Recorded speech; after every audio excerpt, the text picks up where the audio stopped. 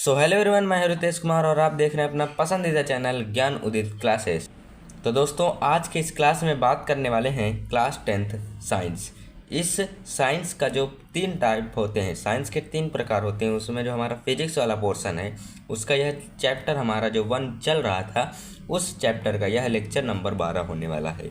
यदि आपने इस चैप्टर के पहले के लेक्चर्स नहीं देखे हैं तो इसी वीडियो के डिस्क्रिप्शन बॉक्स में हम उन वीडियोस की लिंक दे देंगे, आप वहां से उन लेक्चर्स को कंप्लीट कर लीजिएगा।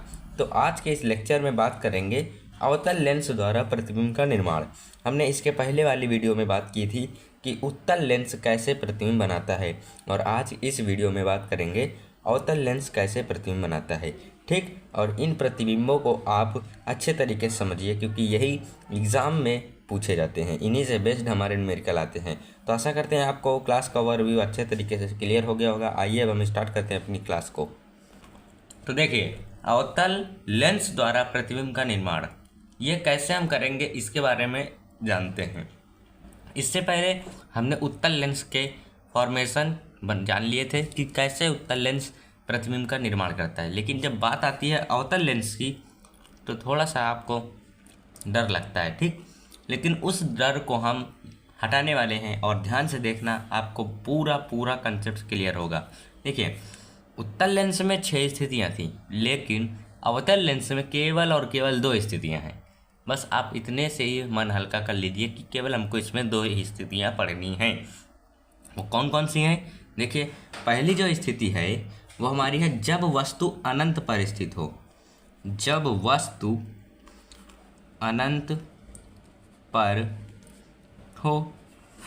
और अवतल लेंस कैसे होता है ये तो आपको पता ही है कि ऊपर का जो भाग होगा वो चौड़ा होगा और बीच का भाग पतला होगा, कुछ इस तरीके से।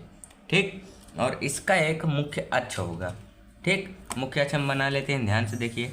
मुख्य अक्ष इस तरीके से हमने बनाया, क्लियर। और इसका हम लेंस का एक द्वारक बनाएंगे ऐसे, और जहाँ पर काटता है यही हमारा क्या होता है, प्रकाशिक केंद्र होता है। इस दूरी को हम बोलते हैं F1 और इस दूरी को बोलते हैं F2। इस दूरी को बोलते हैं F1 और इस दूरी को बोलते हैं F2। अब देखिए, 2F1 और 2F2 क्या होता है कि जिस तरफ प्रतिबिंब का निर्माण होगा उस लेंस में वही उसी ओर हमारा क्या हो जाएगा, 2F1 और 2F2। मतलब अभी हम देखेंगे, अभी हम नाम नहीं दे रहे हैं कि 2F1 कौन है 2F2 कौन है। ठीक है, देखिए, अब पहले हम वस्तु को रखते हैं अनंत में। अनंत में वस्तु को हमने ऐसे रख दिया, क्लियर। अनंत में हमने वस्तु रख दी। अब यहाँ से कोई प्रकाश किरण चल रही है और मुख्य अक्ष के समानांतर जा रही है, क्लियर है। ठीक, समझ आ रहा है। और यहाँ से भी प्रकाश किरण चल रही है, मुख्य अक्ष के कैसे जा रही है, समानांतर जा रही है, क्लियर है। अब देखिए, ये प्रकाश किरण अपवर्तित होगी, तो ये कुछ इस तरीके से अपवर्तित हो जाएगी, कुछ इस तरीके से ये अपवर्तित होंगी, और ये अपवर्तित तो हो गई, चलिए ठीक है।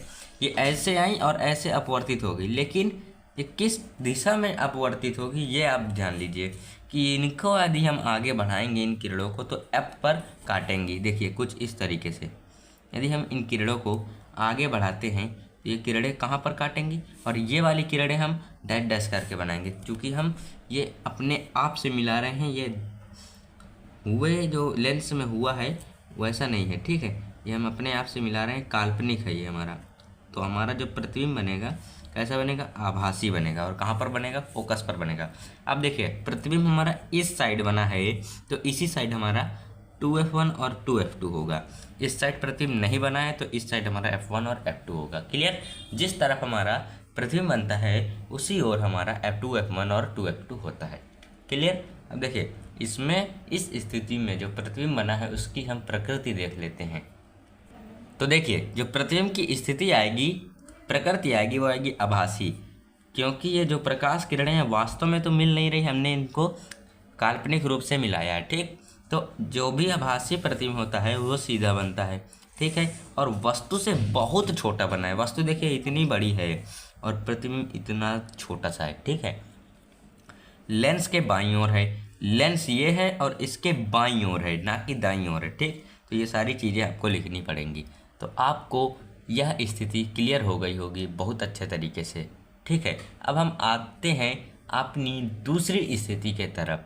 ठीक, तो देखिए क्या है हमारी दूसरी स्थिति। तो देखिए जो हमारी दूसरी और अंतिम स्थिति है अवतल लेंस की, वो हमारे सामने है।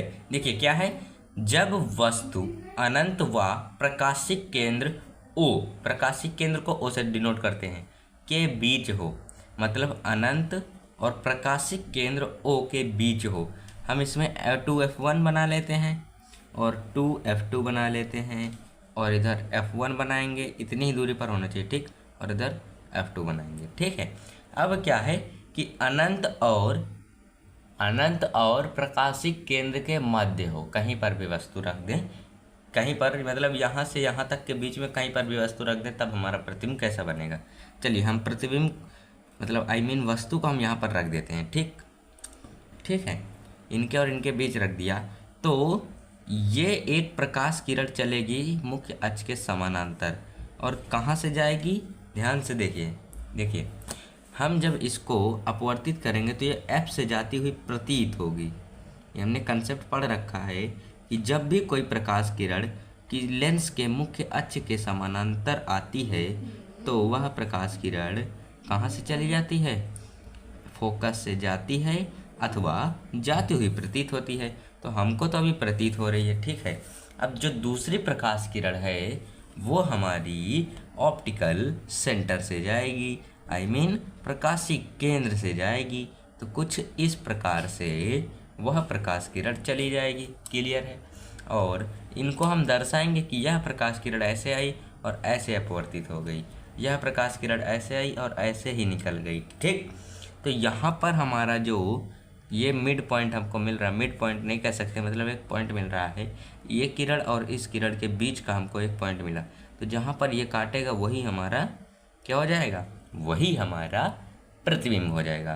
तो इस वस्तु का प्रतिबिंब यहाँ पर बना, आभासी बना, सीधा बना और 2F1 और ऑप्टिकल सेंटर के बीच बना। क्लियर, कंसेप्ट क्लियर रखिए बस। ठीक है, तो आइए हम देख लेते हैं जो हमारी प्रकृति होगी वो कैसी होगी। तो देखिए वस्तु की जो प्रकृति आएगी वो होगी आभासी, क्योंकि ये जो प्रकाश किरणें वास्तव में नहीं मिल रही हैं और ये हमको आभास हो रहा है, मतलब काल्पनिक प्रकाश किरणें हैं जो हमको मिलती हुई प्रतीत हो रही हैं। जितने भी आभासी प्रतिबिंब होते हैं वे सारे के सारे सीधे होते हैं। क्लियर, और सीधा और आभासी तो पता चल गया।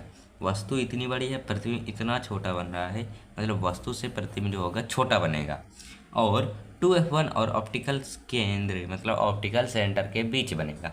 क्लियर, इतना कंसेप्ट आपको समझ आ गया होगा। तो देखिए आज के इस क्लास में हमने बहुत ही ध्यानपूर्वक और बहुत ही अच्छे तरीके से, बहुत ही सरल तरीके से हमने आपको अवतल लेंस द्वारा प्रतिबिंब कैसे बनते हैं उनको समझा दिया है। केवल 2 स्थितियां हैं, बस आप इन स्थितियों को तैयार कर लीजिएगा। आपको इन स्थितियों से संबंधित यदि कोई भी डाउट है तो आप कमेंट करके पूछ सकते हैं, और वीडियो को ज़्यादा से ज़्यादा अपने दोस्तों में शेयर कीजिएगा। तो आशा करते हैं आपको आज की यह क्लास पसंद आई होगी। यदि पसंद आई है तो वीडियो को लाइक, और चैनल में नए हो तो चैनल को सब्सक्राइब जरूर कीजिएगा। तो हम आपको मिलते हैं अगली क्लास में। क्लास हमारी होगी अगली, जो हम पढ़ेंगे कांच का स्लैब द्वारा अपवर्तन, कांच के स्लैब द्वारा अपवर्तन। इस टॉपिक पर हम अगले वीडियो में, अगले क्लास में जानने वाले हैं। तो आशा करते हैं आपको आज की यह क्लास पसंद आई होगी। यदि आई है तो वीडियो को लाइक, और चैनल में नए हो तो चैनल को सब्सक्राइब जरूर कीजिएगा। हम आपसे मिलते हैं जल्दी नेक्स्ट क्लास में।